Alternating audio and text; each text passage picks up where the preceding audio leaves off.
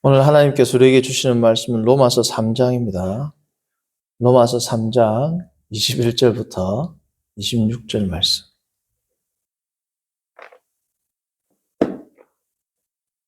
로마서 3장 21절부터 26절. 한 절씩 교독하시고 합독합니다. 26절은. 이제 율법 외에 하나님의 한 의가 나타났으니 율법과 선지자들에게 증거를 받은 것이라. 곧 예수 그리스도를 믿음으로 말미암아 모든 믿는 자에게 미치는 하나님의 의니 차별이 없느니라. 모든 사람이 죄를 범하였음에 하나님의 영광에 이르지 못하더니 그리스도 예수 안에 있는 생명으로 말미암아 하나님의 은혜로 값없이 의롭다 하심을 얻은 자 되었느니라. 이 예수를 하나님이 그의 피로써 믿음으로 말미암는 화목제물로 세우셨으니 이는 하나님께서 길이 참으시는 중에 전에 지은 죄를 간과하심으로 자기의 의로우심을 나타내려 하심이니 곧 이때에 자기의 의로우심을 나타내사 자기도 의로우시며 또한 예수 믿는 자를 의롭다 하려 하심이라. 아멘. 예수 그리스도, 신약 성경의 중심은 예수 그리스도죠. 옛 시대와 새 시대, 혹은 옛 왕국과 새 왕국, 혹은 옛 영역과 새 영역을 가르는 그 인물이 누굽니까? 예수 그리스도입니다. 기독교는 예수 그리스도에 대한, 예수 그리스도를 통하여 하나님을 만나고 믿는 그러한 종교죠. 그게 우리가 유대교, 그리고 뭡니까? 이슬람교, 그리고 가톨릭과도 다른 겁니다. 오직 예수. 오직 예수.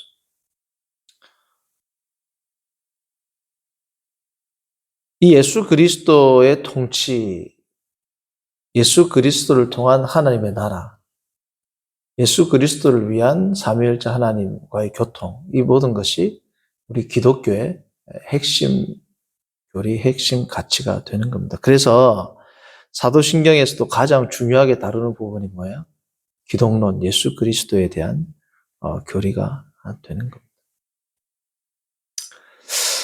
우리가 신약 성경을 보면 물론 구약에서부터 예언이 됐지만 새 영역, 새 왕국, 새 시대의 중심인 예수 그리스도는 특별히 신약 성경 마태, 마가, 누가, 요한복음 이 없다면 예수님을 알 수가 없죠. 마태, 마가, 누가, 요한복음에 그려진 예수 그리스도는 크게 두 가지입니다. 첫 번째는 존재입니다. 예수 그리스도 어떤 존재인가. 그리고 이 존재는 어떻게 드러납니까? 사역을 통해서 드러납니다. 예수 그리스도의 존재와 사역. 사역을 또 세분하면 말씀을 가르치는 것, 선포하는 것, 그리고 이적과 기적과 신유와 같은 그러한 예수님의 신비한 기적들, 예수 그리스도의 말씀 사역과 치유 사역과 기적 이렇게 나눌 수 있겠죠. 자, 그러므로 지금 우리가 성탄절을 이제 곧 앞두고 있고, 그래서 기독교의 가장 중심절기는 뭡니까? 두 개. 세 가지를 든다면 뭐예요? 성탄절? 그 다음에 뭐예요? 부활절? 그리고 두 가지로 든다면 성탄절과 부활절이죠. 그래서 성탄절, 그리고 부활절 앞서 있는 뭐예요? 고난주일. 결국은 기독교에서 가장 크게 다루는 절기는 예수 그리스도와 관계된 겁니다. 그리스도의 초림과 그리스도의 고난과 그리스도의 부활.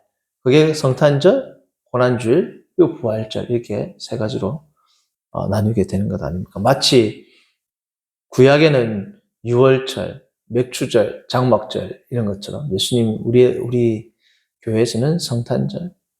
성탄절은 사실은 이 날짜를 정확하게 몰라요. 그러나 고난주간과 부활절은 우리가 고난주간 일주일 그리고 부활절은 정확히 우리가 날짜를 알 수 있죠. 자, 그래서 예수 그리스도를 통해서 이 새로운 사역, 새로운 시대, 새로운 왕국, 새로운 영역이 이미 시작되었죠. 그래서 이미 시작되었기 때문에 이런 것들을 쉽게 말해서 이러한 것들을 신학적인 용어로 뭐라고 하냐면 시작된 종말론이라고 합니다. 종말이 이미 시작되었어요, 안 됐어요? 시작되었죠. 그러나 그 시작, 성취는 되었지만 완성은 언제 돼요? 재림 때 되죠. 그래서 완성됐지는 않죠. 이미 시작되었다. 그래서 시작된 종말론에서 inaugurated eschatology라는 이 신학적 용어가 있습니다. 그것은 기독교에만 있어요. 이미 종말인데 어떻게 했다? 시작됐다. 유대교는 종말이 왔어요, 안 왔죠? 안 왔죠. 메시아가 오셔야 되죠. 우리는 뭐예요? 이미 종말이 시작됐다. 이미 왔단 말이죠.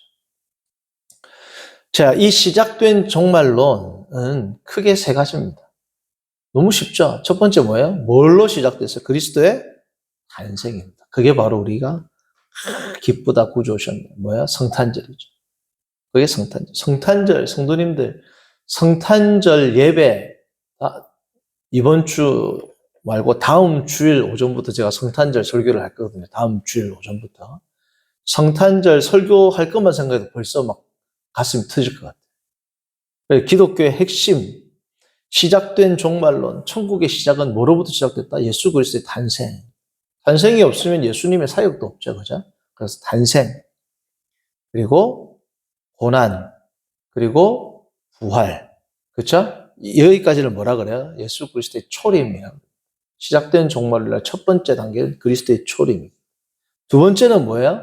예수 그리스도께서 초림하셔가지고 승천하시고 나서 뭐가 내려오세요? 그리스도의 영, 하나님의 영, 성령이 내려오시죠. 그래서 시작된 종말론의 첫 번째 단계는 예수 그리스도의 초림. 두 번째는 뭐예요? 그리스도가 다시 오셨죠. 어떻게? 성령으로. 그것을 성령 강림. 완전히 육신을 입은, 육체를 가지고 있는 예수 그리스도께서 성육신할 때의 모습과는 판이하게 다른 승리의 육체를 입고 다시 오실, 그것을 우리는 뭐라고 합니까? 재림이라고 합니다. 다 예수님의 뭐하고 관계되어 있어요? arrival. 예수님의 오심과 관계가 되어 있습니다. 이 종말론의 중심은 결국은 뭐예요? 예수님의 오심이죠. 초림, 성령 강림, 재림. 다 뭡니까? 예수님의 오심과 관계가 있다는 거죠. 그리스도의 존재 자체가 임마누엘, 구약에서부터 예언됐지 않습니까? 예수님이 우리와 함께 하시는 게 뭐예요? 기독교의 핵심입니다. 창세기부터 그랬잖아요. 함께 있었어요, 없었어요? 아담과 하와가 하나님과 함께 있었죠. 그러니까 동산을 거니시는 하나님의 소리를 듣고 하나님인 줄 알고 숨었잖아요. 처음 들었으면 하나님의 소리인지 아닌지 어떻게 알아요? 그렇죠? 그리고 성령을 통하여 우리가 지금 뭐야? 임마누엘이죠. 새하늘과 새 땅, 예수님의 재림과 더불어 완벽한 그리스도와의 연합을 통하여 임마누엘 하게 되는 겁니다. 그래서 예수님의 별명을 뭐라 불렀어요? 임마누엘이라죠. 임마누엘. 자녀가 잉타하여 아들을 낳으니 그의 이름을 뭐라고 하라? 임마누엘이라 하라가 되는 겁니다. 그래서 이 예수 그리스도의 초림과 재림과 그 재림 사이에 있는 뭐예요? 성령 강림이 있죠. 그래서 예수 그리스도의 이 사역을 예수 그리스도 육신을 입고 오시는 예수 그리스도의 오심은 두 가지입니다. 초림과 재림이죠. 그렇죠? 그러니까 그리스도의 영이신 하나님의 영이신 성령님이 오시는 것을 우리는 성령 강림이라고 합니다. 그렇죠? 그래서 육신을 입고 예수님이 오셔가지고 우리의 구속을 성취하셨습니다. 그리고 완성하실 것이죠. 그래서 예수님의 초림을 일컬어서 뭐라고 하냐면 redemption accomplished. 실현된 뭐라고요? 구속. 이 구속이 우리에게 실제적으로 적용되는 것은 뭐예요? 성령 강림을 통해서. 그래서 성령 강림의 사건을 뭐라고 하냐면 redemption applied라고. 그래서 이게 책 제목이었어요. 존 머레이 교수의. 영국의 개혁신학자 존 머레이 교수의 책 기독론 그리고 성령론의 책 이름이 뭐다? redemption accomplished and redemption applied. 이게 뭐냐면 성령론과 기독론에 대한 책 제목입니다. 자, 그래서 우리가 지금 오늘 말씀의 제목은 뭐냐면 속죄의 세 가지 모델이에요. 그래서 이번 주에 시작해서 크리스마스 절기는 이제 넘어가고 크리스마스가 끝나고 나서 이제 뭘 하냐면 지금 오늘 예수 그리스도를 통하여 새 시대가 시작되어 있지 않습니까? 이 그리스도가 우리에게 하신 일이 뭐예요? 구원이죠. 우리를 구원하셨는데 이 구원하셨다는 것을 다른 말로 속죄라고 합니다. 그렇죠? 예수 그리스도의 구원 혹은 속죄의 세 가지 모델, 세 가지 중요한 신학적 의미가 있습니다. 오늘은 이 두 가지 중요한 세 가지 신학적 의미, 신학적 모델을 살펴보고 이제 성탄 절기가 끝나면 이 세 가지 의미를 하나씩 차근차근 구체적으로 살펴볼 겁니다. 이게 참 유의미한 게 성탄 절기는 그리스도의 오심을 다루죠. 그리고 이 성탄 절기가 끝나고 나면 그리스도의 지상 사역, 이 지상 사역을 다 통틀어서 뭐라고 해서 그리스도의 순환이라고. 순환의 절정이 십자가인데 십자가만 그리스도의 순환이 아니라 그리스도께서 이 땅에 오셔가지고 육신을 입고 특별히 공생의 기간 전체를 뭐라고 한다? Passion of Christ라고 부릅니다. 그리스도의 순환. 그래서 성탄절기에는 그리스도의 오심을 다루고 초림을 다루고 그리고 성탄절기가 끝나고 나면 그리스도의 속죄에 대한 그리스도의 순환의 의미. 왜? 기독교의 핵심은 뭡니까? 십자가입니다. 십자가. 다 십자가 붙여놨잖아요. 십자가에 대한 교리를 차근차근 다루고 오늘은 십자가의 의미가 세 가지가 있다. 십자가의 세 가지 의미를 오늘은 개략적으로 살펴보고 있습니다. 그래서 오늘 말씀의 제목은 십자가의 세 가지 의미입니다. 십자가의 세 가지 의미. 첫 번째는 뭐냐? 우리가 너무 잘 아는 뭐예요? 대속입니다. 대속. 이 대속인데 앞에 괄호 열고 뭐가 붙느냐? 형벌적 대속입니다. 형벌에 대한 대속. 그래서 penal substitution이라 영어로 penal substitution. 형벌적 대속이라는 말은 무슨 뜻이냐? 누가 형벌을 받아야 돼요? 인간이 받아야죠. 이 인간이 받아야 할 것을 대신 속했다, 대신 지불했다. 누가?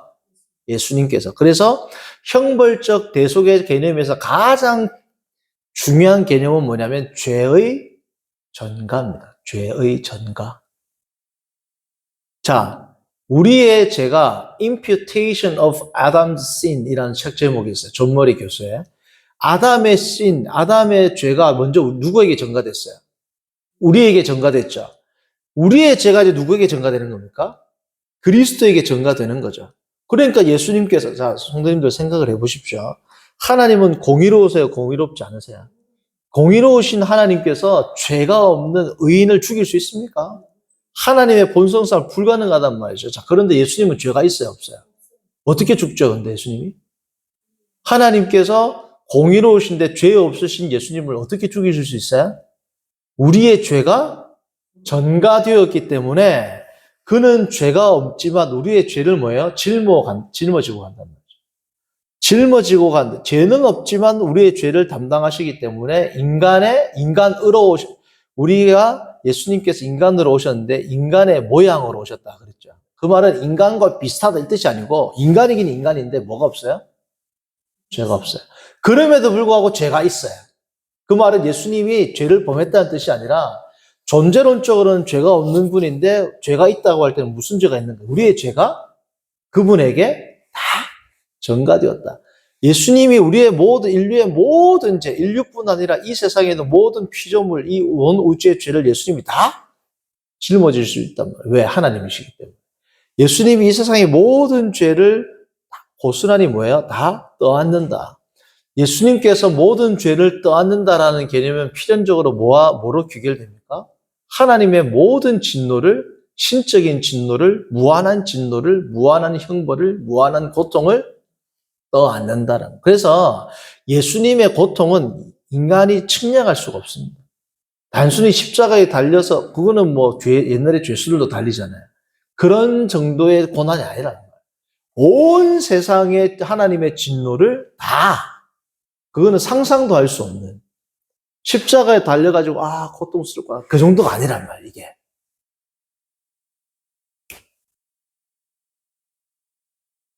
십자가에 지금 이야기를 하고 있습니다. 자, 그래서,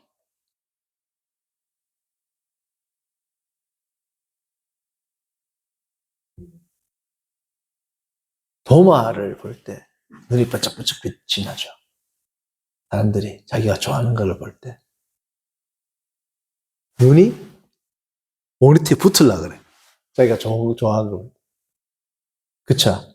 하나님의 말씀을 들을 때는 더 듣게 돼요. 더 반짝거려야 되죠.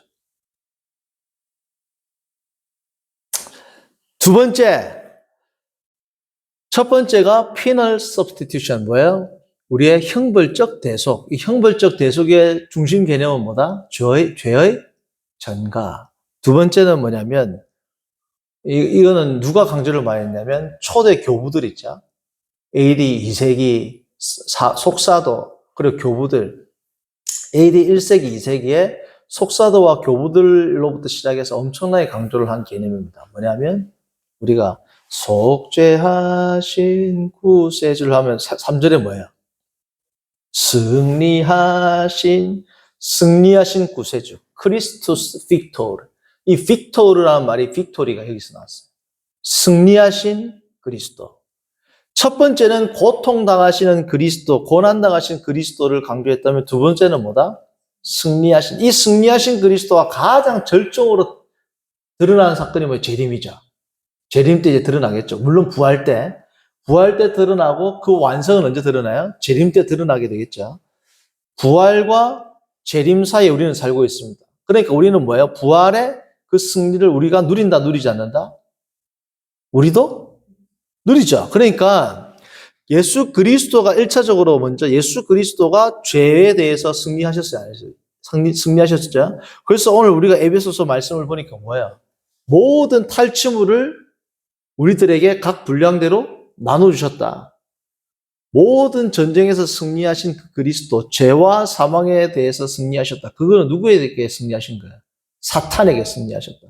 죄와 사망에게 예수 그리스도께서 죄와 사망을 정복하시고 사탄을 정복하셨는데 그 예수님의 승리가 우리의 승리가 되려면 어떻게 해야 돼요? 그래서 세 번째 개념입니다.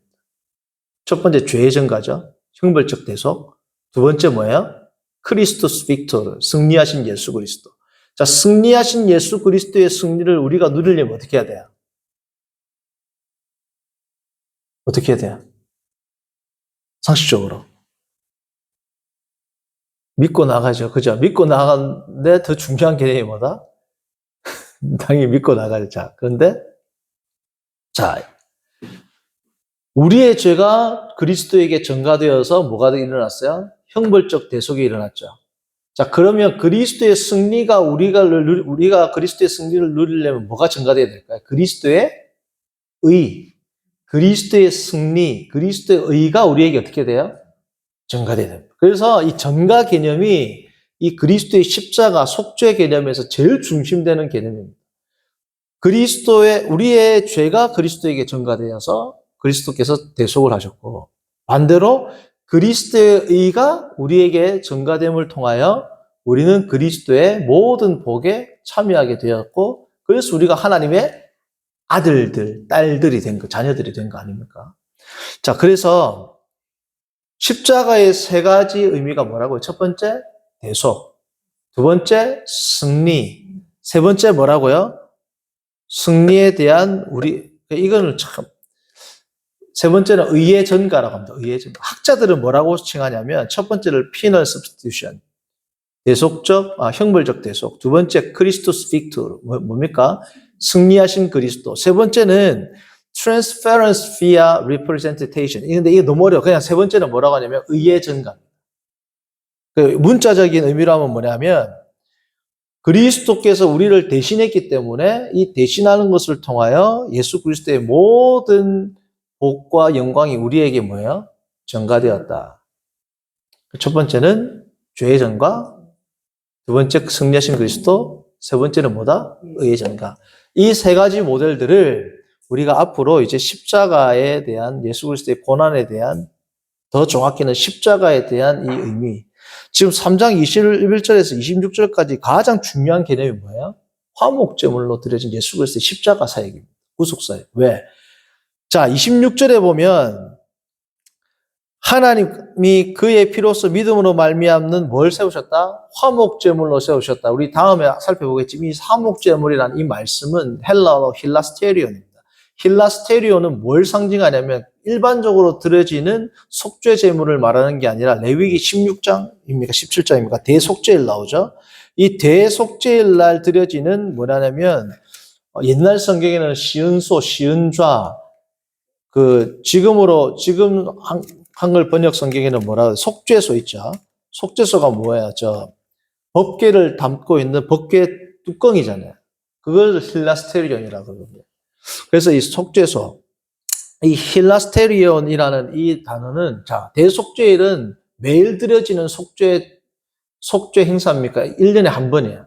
그러니까 단 한 번 드려지는 속죄 제물이라는 의미를 강조하기 위해서 오늘 3장 21절입니까? 로마서 3장 25절에 힐라스테리온이라는 이 단어를 쓰거든요. 그래서 어쨌든 3장 21절에서 26절에서의 이 핵심적인 내용은 뭐다? 힐라스테리온. 다시 말하면 단 한 번 드려지는, 단번에 드려지는 제사.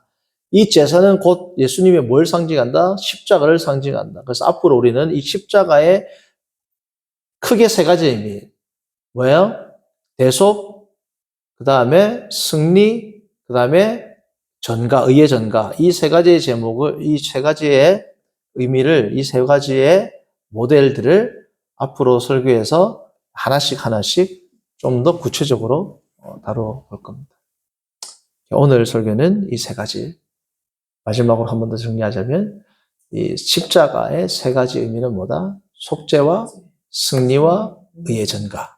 이렇게 기억하시면 됩니다. 기도합니다. 선하신 하나님 아버지, 오늘 우리가 로마서 3장 21에서 26절을 통하여 십자가의 세 가지 의미, 세 가지 측면을 살펴보게 하시면 감사합니다. 하나님, 우리가 또 성탄, 또 믿음으로, 기쁨으로 잘 준비하고, 그 이후에 우리가 십자가의 의미까지도 더 깊이 알아가는 귀한 시간 되도록 인도하여 주옵소서. 예수님의 이름으로 기도합니다. 아멘. 하늘에 계신 우리 아버지여, 이름이